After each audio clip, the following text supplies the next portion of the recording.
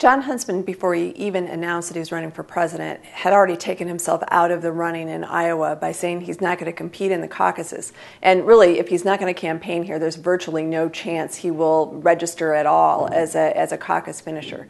Now, if he had competed in Iowa, I think he would have had a chance to get maybe take a chunk out of Mitt Romney before Romney goes to New Hampshire, where he is the heavy favorite.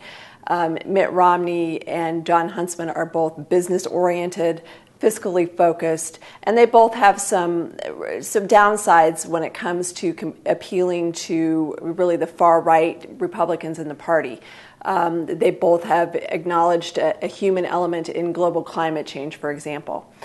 John Huntsman is in favor of civil unions, or has been in favor of civil unions for same-sex couples. That's probably a bigger problem with conservatives in Iowa than his actual stated reason for skipping the caucuses, which was ethanol subsidies. That he does not approve of ethanol subsidies. So he would face some challenges in Iowa, but as a mainstream or sort of establishment Republican alternative to Mitt Romney, he could have slowed Romney down before he heads into New Hampshire. John Huntsman's strengths are his business background in particular.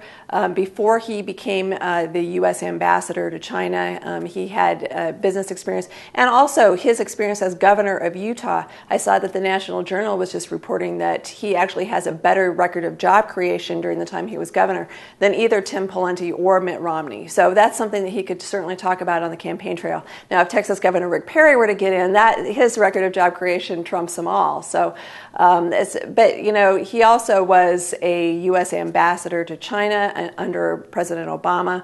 That gives him, I think, probably some gravitas to talk about foreign policy.